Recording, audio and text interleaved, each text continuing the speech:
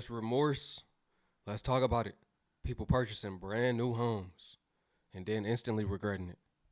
Why did I do that? Family, you already know what to do. And if you're brand new too, thumbs up this video so YouTube can push this content out. Smash subscribe to join the tribe and ring the post notification bell as well. All right, I don't want to talk too much, man. I'm gonna let the video talk. Let's get into it. No one is talking about this, but I will. Here are your top 5 reasons for homebuyer's remorse. A shocking 72% of homebuyers who purchased in 2021 and 2022 have some regret over their purchase, according to Realtor.com. Here are the top 5 reasons. Number 1, unanticipated repairs. They purchased a home they thought was turnkey and ended up with a whole lot of work on their hands. Pro tip, don't skip the inspection. Number 2, a change in personal circumstances. Maybe a job relocation or an unexpected live-in family member. Number 3, damage that was underestimated. So you found a deal on a fixer-upper. Unfortunately, you didn't get an accurate bid for the repairs. Number 4, probably my favorite, not following the pro's advice. Maybe the house, neighborhood are in the perfect location, but the kitchen is outdated and that remodel is going to cost you. And number 5, not planning for the expenses of owning a home, like a lawnmower and furniture. So work with the pros and plan appropriately so you can avoid regrets. I'm in the process of buying my very first house as a 28-year-old with no kids. I'm not married. I am in a relationship. I close in 7 days and I feel like I should be super excited right now and happy, but in reality, I am terrified and I am so nervous and I want to back out, but it is literally way too late in the process for me to back out.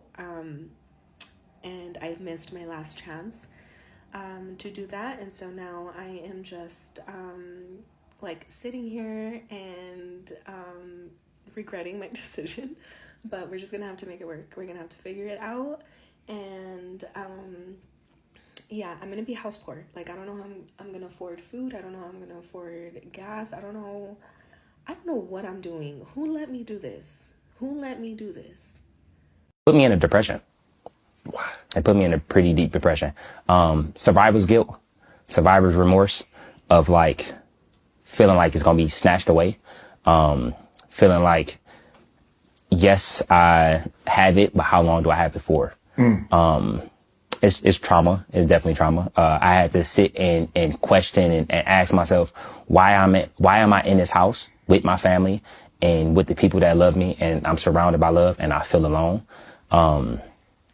This is 2 weeks ago, so this ain't like 3-4 years. Right. It's like recent. And it just, so we sitting on almost 2 acres of land. And I vividly, again, a week ago, standing in the backyard, like, whose is this? Like, it's one of those things where it's like, you don't believe you earned it and you don't believe you worthy enough of it or for it. But other people and God deems you worthy enough. And just finding that self-worth and finding that self-confidence and being, I'm always thankful, but for me, it was like, this ain't mine. But then once I start seeing our stuff roll in and I start like seeing my kid, what really changed it for me and brought me out of depression, my daughter just learned how to ride a bike for the first time. So you got a lot of space. I'm teaching her in the backyard of how to ride the bike, and we got a hill in our backyard. And when I say 2 acres, it's just. That's definitely trauma. Definitely an internal thing. It's probably good that he go get help with that or talk to somebody about it. Heal from that trauma, whether it be from his childhood or adulthood. Survivor's guilt, you don't want to put that on the family. All of that trauma, all of that stress, everything you're going through internal, especially if he got a wife. I think he got a wife. She can feel that. You know, they like that. So she know when things ain't right. And him being off could make her off, which will make the whole family be off. So as a man, you got to kind of know how to control that. But 2, that's a real thing when you come from this level and go to this level. It's that question of how long will this last? Is this really mine? Like, at first it's like, this can't be real.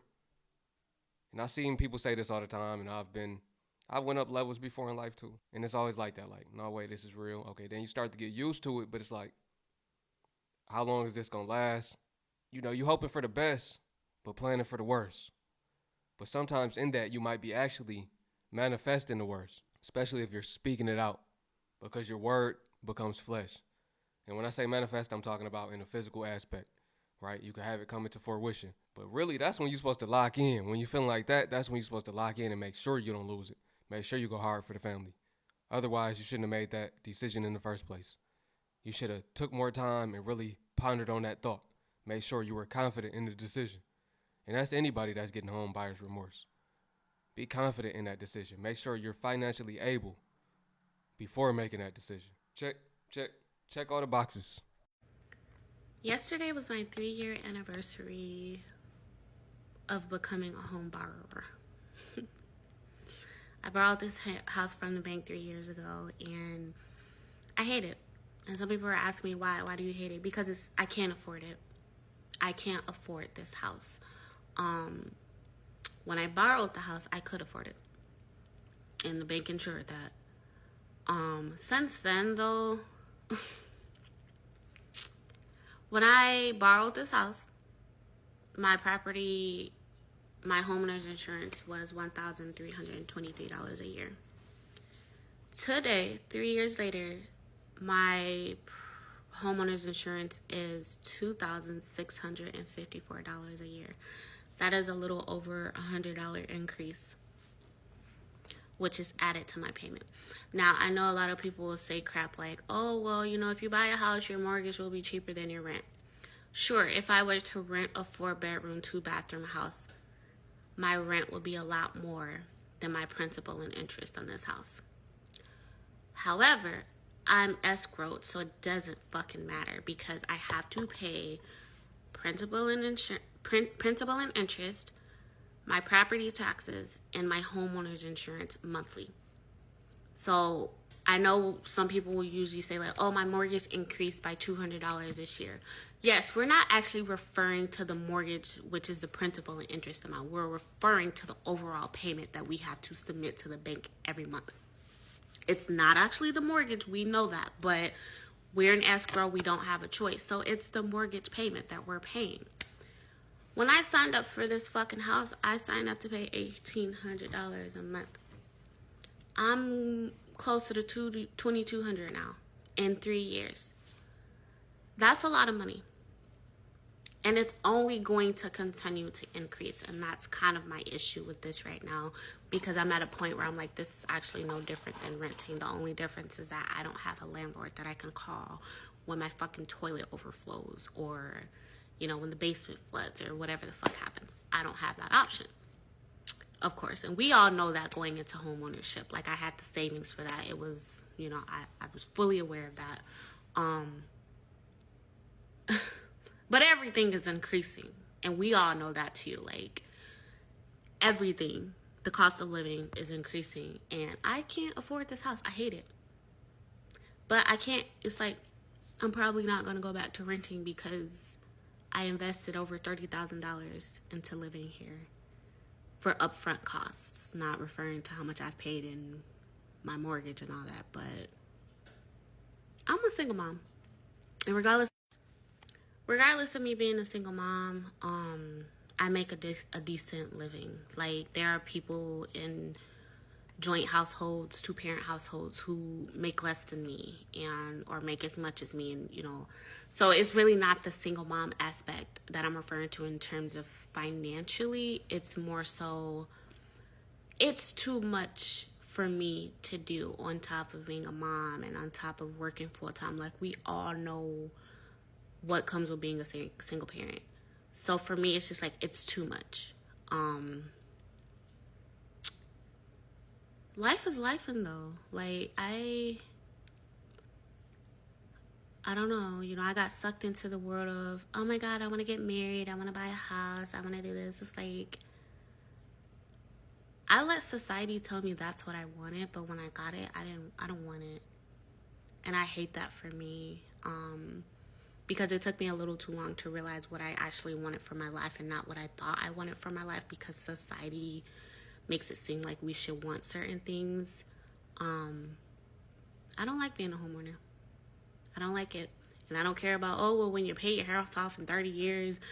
I don't care about that. Because the end goal for me is just making sure I have some place to come home to, have a roof over my head. And like I said, this shit isn't mine.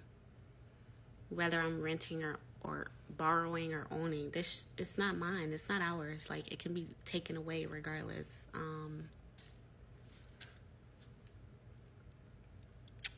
I'm depressed.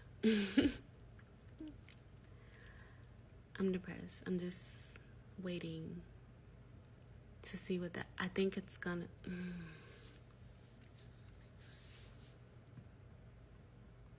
I'm stuck. I feel stuck. I'm depressed. I feel stuck. I feel lost. I'm not happy. I'm not happy. My rant is over for today. This kind of seemed common, huh? Everybody getting depressed after purchasing their brand new home. What would seem like the dream. You know, people go and they post the keys on Facebook. I got my new house. Everybody, congratulations, congratulations. I'm so proud of you. Meanwhile, deep down on the inside, you in that house, miserable, depressed, regretting it. And you really did it for validation of the world and of Facebook so you can put that post up. Most people, right? Now you have to overwork yourself. You're never going to be at that house if you didn't do it responsibly. I'm old school, man. If you can't buy it 3 times, you can't afford it. Now, of course, with a house, that's a little different. You're probably not buying it cash. But if you don't make 3 times the mortgage, then you can't afford it. But let's say more than that in this economy, right? 3 times is a given. So let's double that. 6 times the mortgage. That should be the thing. Other than that, you should be investing into assets. Have your assets pay for your housing. That should be the goal. Have your assets level up your life. That should be the goal. And through investment, you could level up real quick. That's not unrealistic. This is very realistic what I'm talking about. You could take $1,000, put it into a trading account, and flip it. Flip it to 2,000, 3,000, 4,000, 5,000, 6,000. Once you flip it so many times, you can up your lots. You can up how much you're risking. Say you go from risking 100 a day, eventually now you're risking 1,000 a day. Your life can change real quick. Now you can afford it. Let's say you don't do trading. Let's say an e-commerce store, same thing. Eventually you get to $100 a day, $200 a day, and so forth. Now you're making $200, $300 a day, $400, $500 a day, goes to $1,000, $2,000 a day in sales. It's very possible from a small initial investment. So that's why I say save to invest first. That'll save you the misery and depression later. I'm having a little bit of buyer's remorse with our house. We bought about a $500,000 home. Okay. And we make about $10,000 every month. Okay. Well, how much is your mortgage payment? $4,000. Okay. Yeah. That's why you're feeling that. You're about 40% of your income. And we would suggest that you be somewhere around 25%. Are both you and your husband working? Yes, I'm a virtual teacher. He owns a body shop with his dad. So we're both working, and I want to sell, but I don't want to pay capital gains tax. Yes. Well, let's look at this logically. All right. You're in at 40%. Now, the question is, can you find a way to increase your income by 15%? I feel like we're kind of maxed out with a 3-year-old and a 3-month-old. That's the reality of the situation. If you can't see a clear path to increasing your income 15%, so you're closing this gap, and then it's sitting at 25, 28, even 30%, right? Where it's a lot more comfortable, then you do need to consider some situations going forward. Now, let's look at this capital gains thing and with real numbers. Okay, let's say that you bought it for 500. Let's say you sold it for 540. So that's a gain of 40%. And your capital gains rate is based on your income bracket. So based on where your income is, I think in your case, you're probably going to be at the 15%. You know, you're either going to pay 15 or 20, I believe, if I'm saying that correctly. But 15% of 40,000.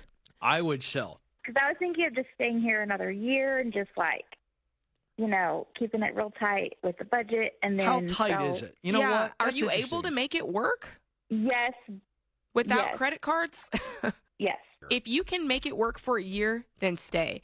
If you can't put food on the table, you got to get out. Yeah. Okay. Yeah. No, we're not doing credit cards. My husband he likes his toys, so we have a third vehicle. We've got a truck, probably worth about $15,000, and I think we could. He's not going to like me. He ain't going to like me.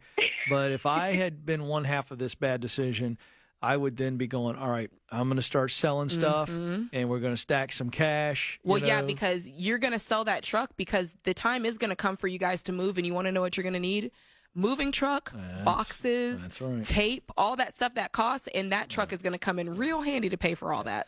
And he's a very talented guy doing body work. I'd like to challenge him to work a couple Saturdays. I know you need him at home. I'm going to get yelled at by Jade on Saturdays. But if I was this tight, I want to go find some margin, and I'm going to go work. Yes, Ken. Huh? Men should work. I'm not going to leave you stranded, but I got to go make some money. I hate it. And some people are asking me why. Why do you hate it? Because I can't afford it. Let's talk about it because this is not talked about enough. So this is what you call homeowners remorse. In this video, we're going to talk about how you can avoid homeowners remorse. And I need you guys to understand exactly what your mortgage entails when you purchase your home. Okay, so first things first, when you first get pre-approved for your home, the lender is actually going to give you the max amount that you will be approved for.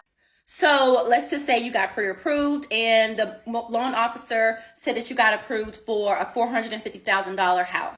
You do not have to take that full $450,000, especially if it's just going to be you alone, just one income in the house. You never want to take the max amount of loan that you are approved for. This is how people end up house poor. Now, we don't want to do this because of two reasons. Now, of course, on top of your monthly mortgage installment, you also have your homeowner's insurance that you're responsible for and your property taxes. So your principal mortgage payments will always stay the same no matter what. You have your set, as long as you have a fixed interest rate, okay? You have your fixed interest rate and you have the sale of the home, so the principal amount is always going to be the same. However, two things that can change at any given time is going to be your homeowner's insurance and your property tax. Now, homeowner's insurance can go up just as your car insurance can go up for different reasons, okay? Usually homeowner's insurance goes up when there's a lot of claims in a specific zip code for theft, weather, like a hurricane or tornado or some type of natural disaster. Your homeowner insurance is definitely going to increase if there's a lot of claims or an increase in claims in the zip code that you live in. The next thing is going to be property taxes. Now, your realtor can kind of show you how much property taxes has increased in the specific neighborhood that you want to buy over the next 5 years. However, you never really know, okay? That's why I tell people when you become a homeowner, you definitely have to be involved in your local politics to make sure that you have some insight or maybe even some control over how high or if there is going to be an increase in your property taxes. Now, because your homeowner's insurance and your taxes can change and fluctuate throughout the years, that's why we tell you to get a home that you can afford, okay? The least amount of home that you can possibly afford. Now, I know nowadays home prices have definitely escalated, but I'm going to tell you later on in this video exactly what you can do so you can still get a home of your dreams for the right price. Now, if you're a homeowner and you find yourself in this situation where your taxes have gone up, tremendously, or your homeowner's insurance have gone up tremendously and you cannot afford the payments for your home, there are two things that I'm going to tell you to do. The second thing that I would do if you were my client was I would tell you guys to go ahead and take a look to see if there are any options or any ways that you can actually make your home an income producing home, okay? Can you add, an apartment on top of your home? Can you turn your basement into an apartment? Can you put solar panels on top of your roof to bring in some type of income? Okay, we want to house hack our home as much as we can to offset the increasing property taxes and homeowners insurance. The second thing that I would do would be to actually take a look and see how much it would be if your home was for rent on the market currently. If you look at the current market and you see that you could possibly get $1,000 or maybe even $1,500 more in rent compared to your mortgage payments, it might be a lot feasible for you to go ahead and move out and rent out your house. Now, I would say this is definitely the extreme measure. We always want to keep the home that we fell in love with. However, we want to make sure that we do not become in debt and we do not end up foreclosing on our homes, okay? So you want to call the bank, see, what type of modifications they can do, but please try your best not to get late or get behind on your payments, okay? Now, I know this video is a little long, but now I'm going to tell you guys exactly how to get a house that you are going to love at a great price. Now, again, I know home sales prices have gone up a lot since COVID. However, you can still find the ugliest house on the block. I know the regular person, okay, I've been in real estate for a long time, but I've seen this done so many times where somebody buys the ugliest house on the block and they basically renovate it, okay?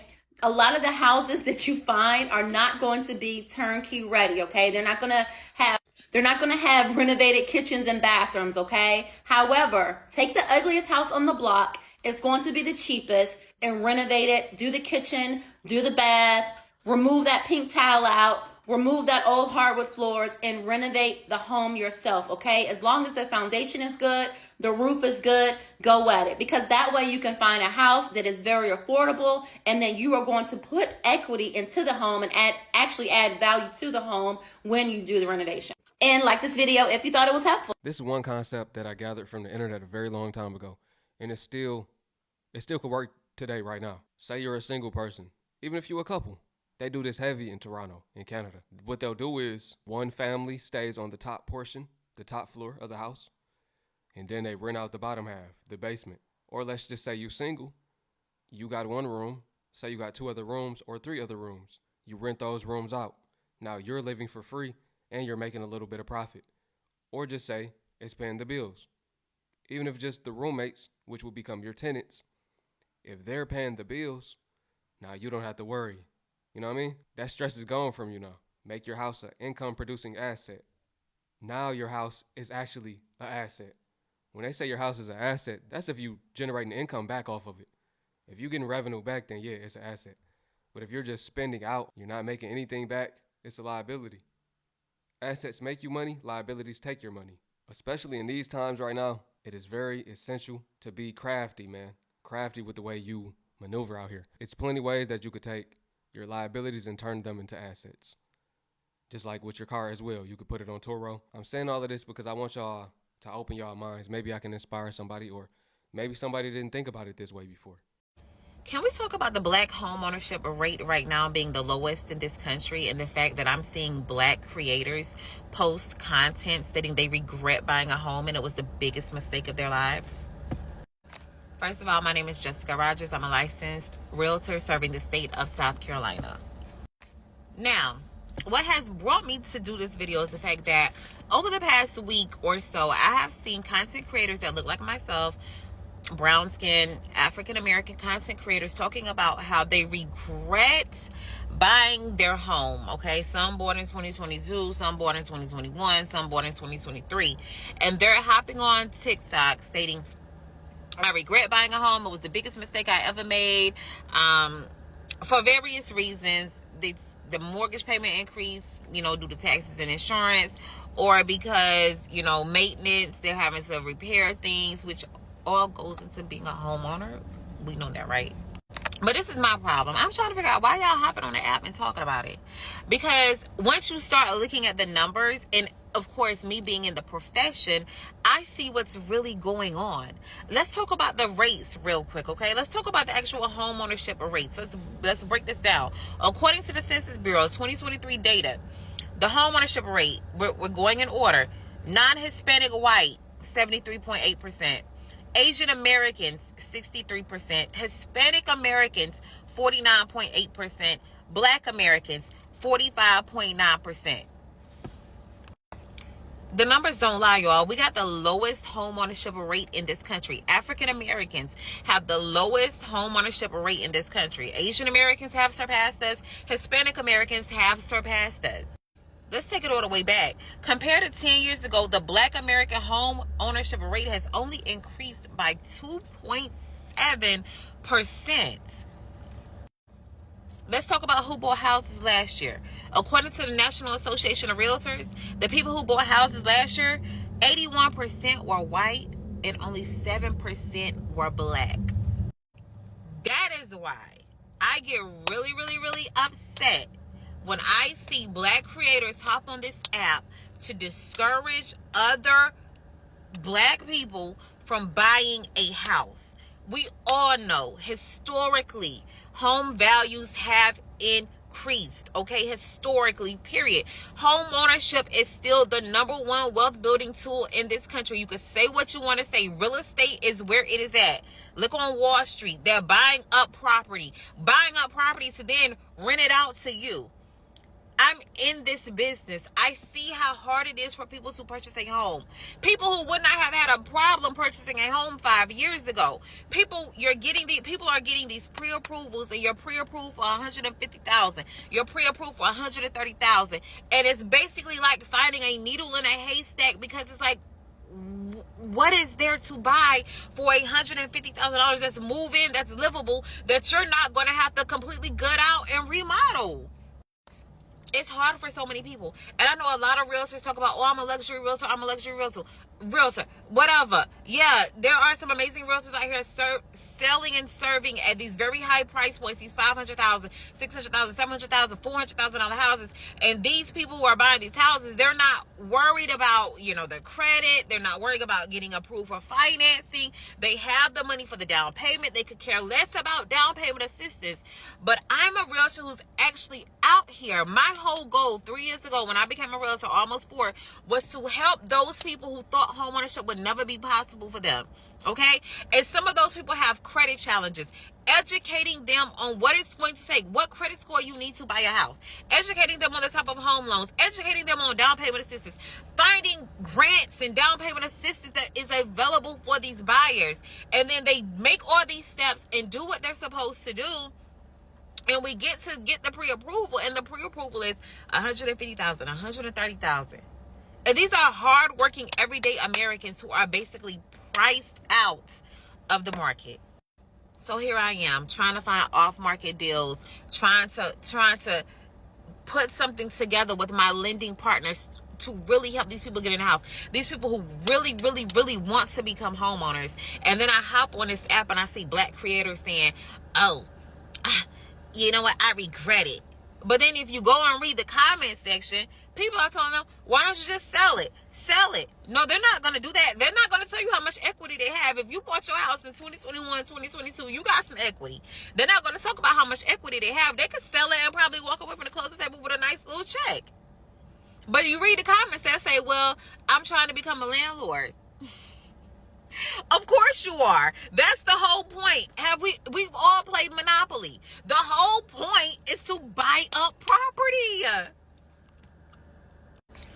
But that's what I want y'all to do tonight. I want you to go home with your family, get some friends together, and I want you to pull out that good old-fashioned game Monopoly. And I want you to play it. For all my people out here who are renting and you are listening to these creators and you're becoming discouraged, and it's real, because I had a buyer that I was working with who listened to a creator talk about how her taxes increased drastically and how her mortgage payment increased drastically. I'm so scared. And here I am as a realtor talking you off the cliff, because I understand right now you're paying $1,500 in rent for a 2-bedroom apartment when you could be paying a mortgage. It's as simple as that. You can own something. You could be creating equity, okay? Pull out Monopoly and play that game tonight. Play that game of Monopoly tonight, and you tell me what's hot. Are you going to be sitting back, not buying up anything, just paying rent? You just want to pay rent. Okay. Get off the app and get in the field. Do what you got to do to get into a house. Do what you got to do, because home prices are up and they're stuck. We see what's going on with interest rates. You better get with a realtor and a lender that can get really, really creative. Okay? Seller concessions. Builders are offering some amazing new construction deals and incentives. You better get out here in this field. Own or be owned. It's time. Get off the fence. Stop listening to these creators. That's true. Ownership always outbeats renting. Basically, I mean, you in somebody else's property, they could change the rules on you, raise the rent on you. They could do what they want to. It's their property. But when you paying a mortgage, I mean, it's almost yours. You can still lose it, though, in the process of, hey, you might lose your job in the process. Now, you don't have that house. I don't know, man. In 2025, it's really up to the person. What do you think is best for you? That's what's really the right decision to make. You can't go off of nobody else. Some people gonna want a mortgage. Some people gonna want to rent. It's personal choice. We were given freedom of choice for a reason. But let me know what you think. Do you think it's better in 2025 to rent or to get a mortgage? We're not talking about 2022 or 2021. Because if you didn't get a house back then they claim you're never going to get a house in this economy unless you up your income drastically. So let's talk about that. Let's start there. The people that have enough to afford a house, do you think it's better to rent? or get one of those $500,000 houses? Let me know. If you made it to the end of the video, I would like to see, because this was a long one. So drop a comment saying free will. Free will. People gonna think it's somebody in jail. They're gonna be like, who locked up? People see that in the comments. They're gonna be like, who is Will? But free him. Appreciate y'all, man. It's your brother YT. Peace, and to my Hebrew family. Shalom. Catch y'all on the next one.